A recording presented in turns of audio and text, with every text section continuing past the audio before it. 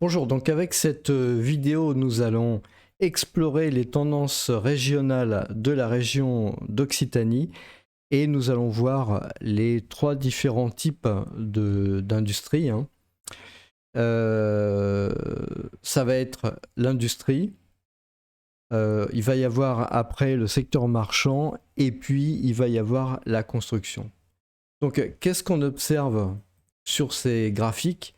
Au niveau de l'industrie, hein, je pense que c'est un sujet qui préoccupe tout le monde. On peut voir les niveaux de trésorerie, donc c'est vraiment l'objet de cette vidéo. Et vers la suite de la vidéo, je vous montrerai comment c'est possible d'épargner les trésoreries. Parce qu'on voit que en France, c'est absolument dramatique. Là, on voit le niveau 0. Donc ça veut dire que à peu près depuis fin 2023, donc maintenant ça commence à faire quasiment 2 ans, eh bien en Occitanie, au niveau de l'industrie, on voit que les trésoreries sont dans un état catastrophique. On voit que depuis 2022, ça n'a pas arrêté de chuter, hein, bien entendu, mais avant on était quand même, on était toujours positif, c'est-à-dire que il y avait un signe d'amélioration. Là, c'est plus du tout un signe d'amélioration.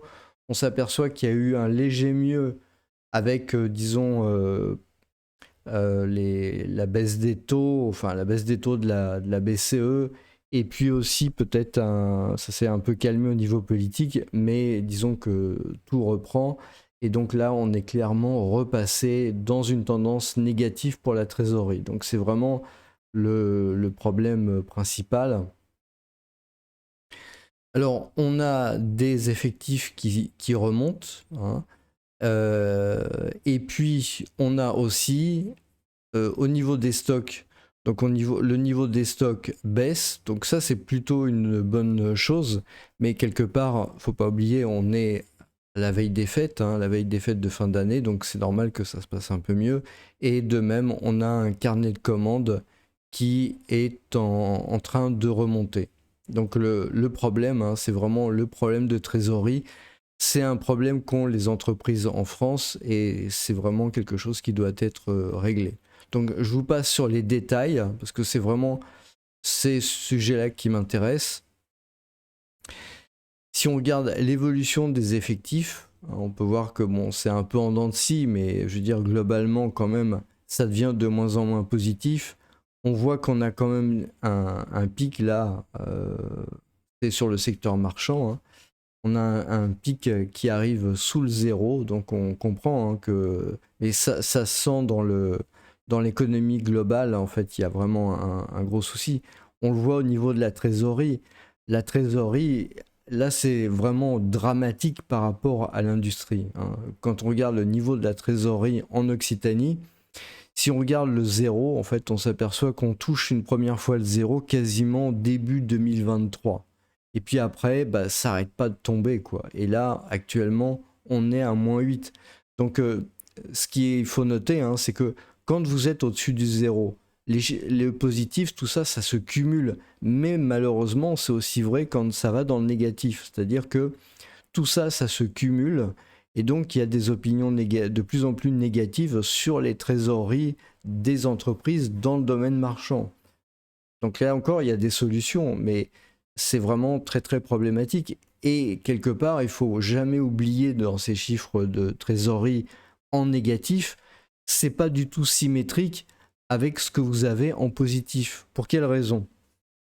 C'est très simple. À partir du moment où une entreprise part trop en négatif et qu'elle se retrouve à zéro et dans l'impossibilité de rembourser, à ce moment-là, l'entreprise, elle est en faillite. Donc nécessairement, elle est sortie de ce tableau, puisqu'elle ne fait plus partie des entreprises.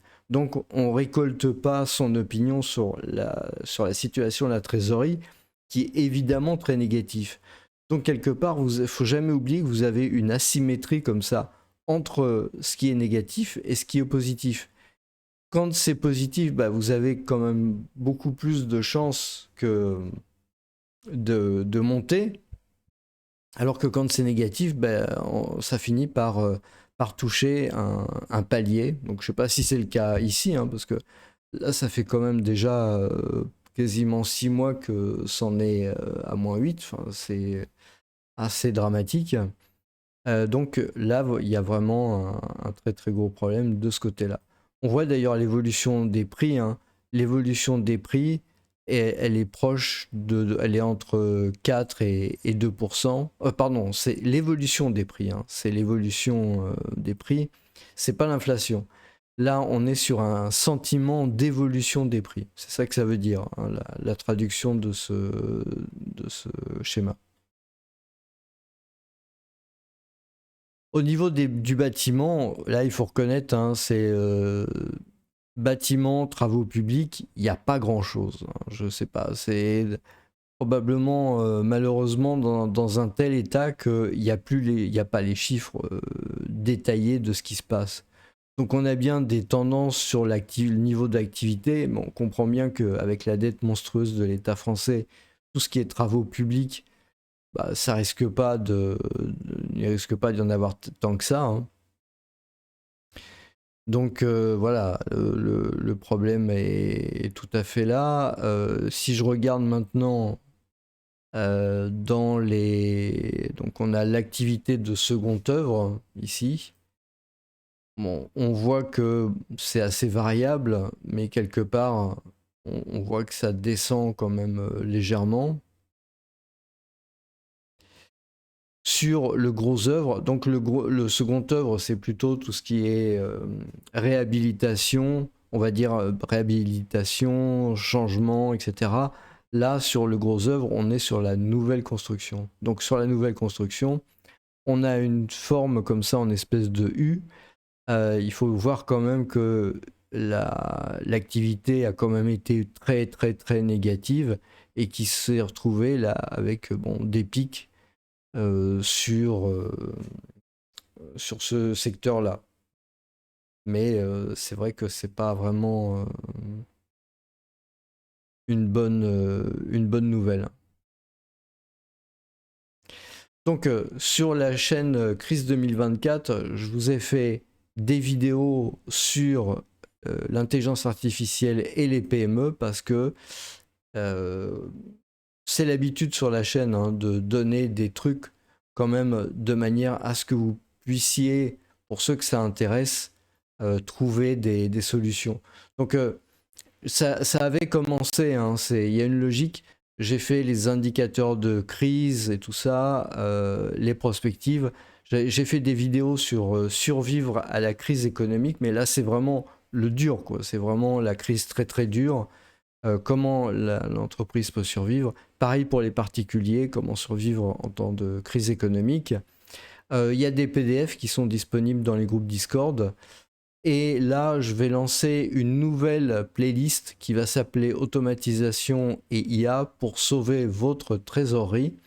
Et l'idée, c'est d'ajouter donc cette vidéo en particulier, vous allez comprendre pourquoi par la suite, pour vraiment montrer que ce sont des solutions qui sont des solutions intéressantes. Mais attention, ça ne doit pas être fait n'importe comment. C'est-à-dire qu'il y a beaucoup d'entreprises qui se lancent dans l'intelligence artificielle, dans ce genre de choses-là, qui n'ont pas compris comment ça marche, qui n'ont pas compris les usages, et donc ça ne marche pas parce que voilà, ce n'est pas adapté. Donc il faut vraiment y aller de manière très professionnelle, voir quels sont les besoins, quel peut être le retour sur investissement.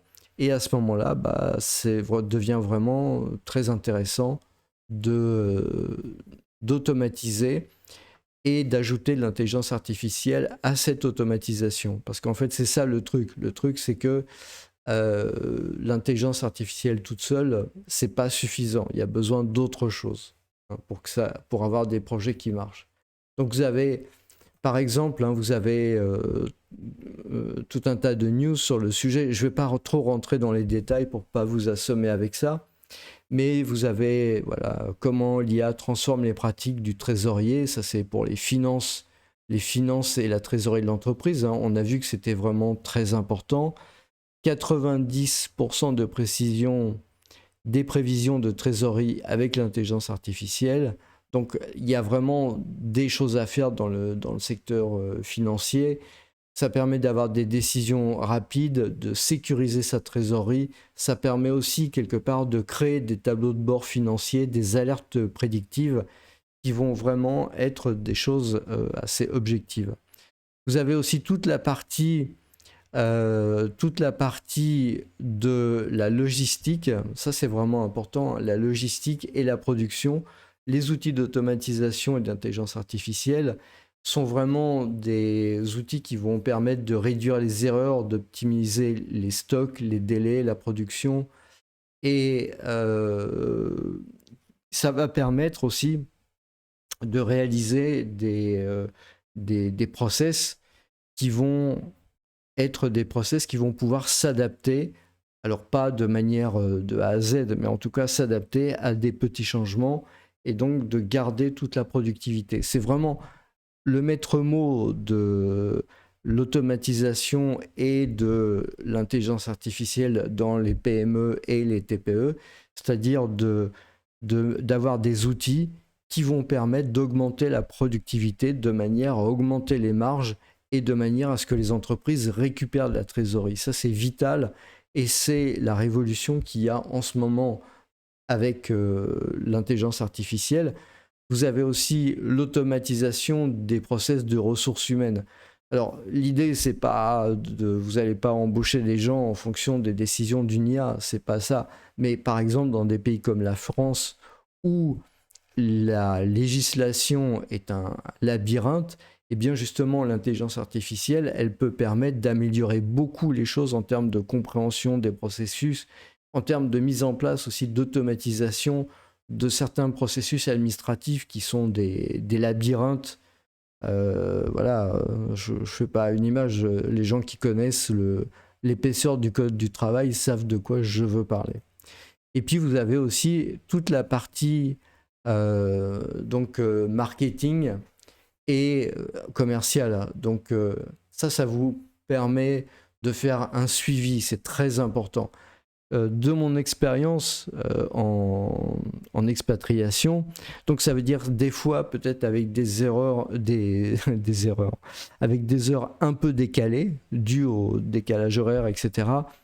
Ça peut prendre, je plaisante pas, des jours, voire quelquefois des semaines, avant de pouvoir avoir un échange commercial avec une entreprise française de laquelle on veut acheter des produits. C'est-à-dire qu'en tant qu'expatrié français, généralement, on préfère pousser, c'est normal, les entreprises de nos compatriotes à l'étranger, on préfère acheter chez eux. Le problème, c'est que c'est très compliqué d'avoir des gens au téléphone, c'est parce que il y a éventuellement du décalage horaire, donc il faut que ça matche, c'est pas toujours évident. Si vous êtes je sais pas, en Asie ou si vous êtes aux Amériques, à ce moment-là, ça devient très vite une grosse galère. Et à ce moment-là, voilà, vous tentez un peu le truc. Quand vous voyez que ça commence à devenir trop long, que les échanges prennent des jours, etc., à ce moment-là, vous trouvez une autre solution parce que vous ne pouvez pas vous permettre non plus d'attendre des semaines avant de pouvoir d'avoir quelque chose de constructif. L'avantage de l'intelligence artificielle supportée par l'automatisation, eh bien, c'est précisément de pouvoir gérer les appels, de pouvoir gérer la communication, même si ce n'est pas des appels téléphoniques, ça peut être des chats, ça peut être des emails, etc. Et ben, tous ces processus vont vous permettre d'avoir une réponse le plus rapidement possible, de maintenir le contact, c'est ça aussi qui est important, avec le prospect, parce que quelquefois, surtout dans des situations comme ça, c'est le prospect en fait qui vous téléphone, qui vous contacte, et c'est un client qui est quasiment converti, donc c'est vraiment dommage de le perdre, et ça, au moins avec des outils qui sont des outils d'automatisation et qui intègrent de l'intelligence artificielle, vous allez pouvoir précisément quelque part garder votre prospect au chaud, hein, de me garder au chaud, de manière à ce que je puisse aller acheter vos produits ou vos services, hein, bien entendu. Et donc, voilà, c'est vraiment pour ça que l'automatisation et l'intelligence artificielle ont un rôle fondamental à jouer dans toute cette partie de prospection, toute cette partie de suivi commercial, donc pour avoir des suivis automatisés, pour avoir des notifications sur les clients. Et donc ça permet de dégager encore une fois beaucoup de trésorerie qui sinon filent comme ça et donc qui mettent vraiment en danger l'entreprise. De plus, ça vous permet d'être beaucoup plus réactif que vos concurrents et ça vous permet vraiment de pouvoir gagner vis-à-vis de vos concurrents, alors vos concurrents qu'ils soient français mais aussi étrangers. Donc c'est quelque chose qui est vraiment très important. Donc c'est pour ça que je tiens vraiment beaucoup à cette playlist et les vidéos que je vais poster dedans. Pour l'instant, cette playlist-là, je vais la laisser disponible publiquement. C'est-à-dire qu'il n'y aura pas besoin de faire partie d'un membership. Mais je dis bien, c'est pour l'instant. Il n'est pas impossible que s'il n'y a pas beaucoup de répondants, à ce moment-là, je le fasse aussi passer dans le membership à faire. Voilà, je trouve ça dommage, mais c'est l'occasion pour moi de faire passer une expérience, de montrer ce qui est capable, de montrer ce qu'on est capable de faire, de manière à pouvoir quelque part sauver les entreprises en leur permettant de sauvegarder surtout leur trésorerie. Ça, c'est vraiment quelque chose qui est vraiment fondamental. Et d'éviter de se retrouver dans des situations comme ça. Je veux dire, là, très clairement, niveau de la trésorerie, on voit que ça baisse, mais de manière continue, quoi. C'est juste affolant, au niveau commercial, au niveau de l'économie marchande. Et on voit aussi au niveau de l'industrie, c'est pareil, tout va vers le bas. Donc ça peut vraiment sauver. Parce que si vous voulez, quand on pense à l'automatisation et à l'intelligence artificielle intégrées ensemble, ça a quoi comme effet? Ça a le même effet qu'une délocalisation. C'est-à-dire que les entreprises, il y a 15 ans, il y a 20 ans, il y a 30 ans, il y a 40 ans, pour justement éviter les effets de la crise économique, ont été obligées de délocaliser pour pouvoir avoir de la fourniture de travail à moindre coût. Là, le gros avantage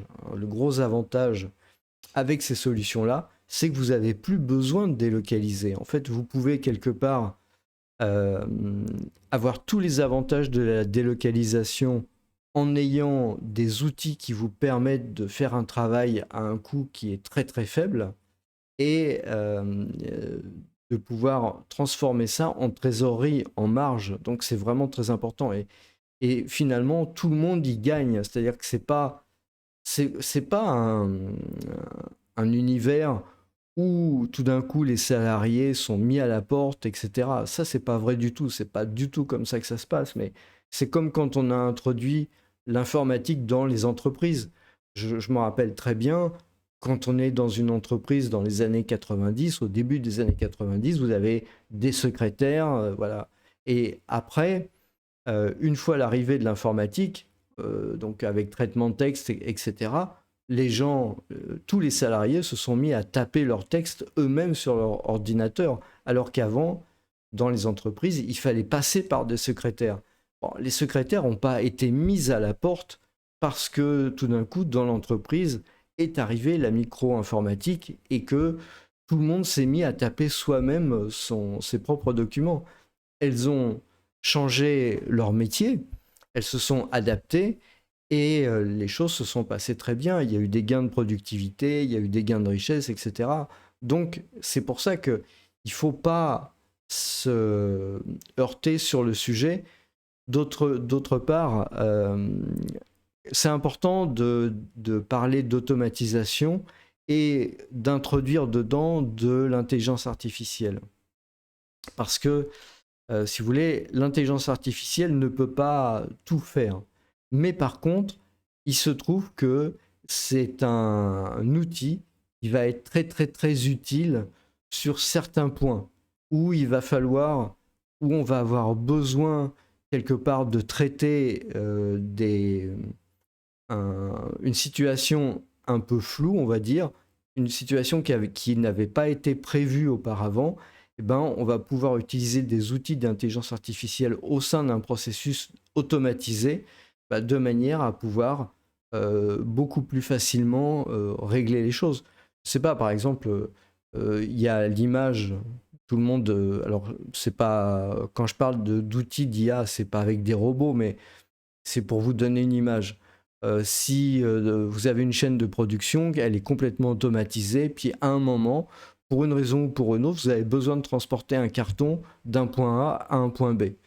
Bon, vous pouvez mettre en place un robot et grâce à l'intelligence artificielle, il va pouvoir transporter différents types de cartons, des carrés, des ronds, des moins lourds, des plus lourds. Voilà, et il se sera adapté au volume du carton, à sa couleur et à son poids, et il va pouvoir le transporter comme ça. Alors que si c'était fait par un engin complètement automatisé, ça serait peut-être pas si simple que ça, parce que euh, il lui faudrait des cartons bien calibrés, de la bonne couleur, du bon poids, vous voyez ce que je veux dire? Donc c'est ça qu'apporte l'intelligence artificielle. Bon, il y a plein d'autres applications, à vrai dire, hein, mais c'est pour vous donner un peu un ordre d'idée quand on parle du monde industriel. Voilà, donc écoutez, j'espère que ça vous aura intéressé et n'hésitez pas à réagir. Je pense que c'est un sujet qui est vraiment un sujet passionnant. C'est vraiment un sujet qui peut sauver les entreprises. Donc, écoutez, je vous remercie de votre attention et je vous souhaite une très bonne journée.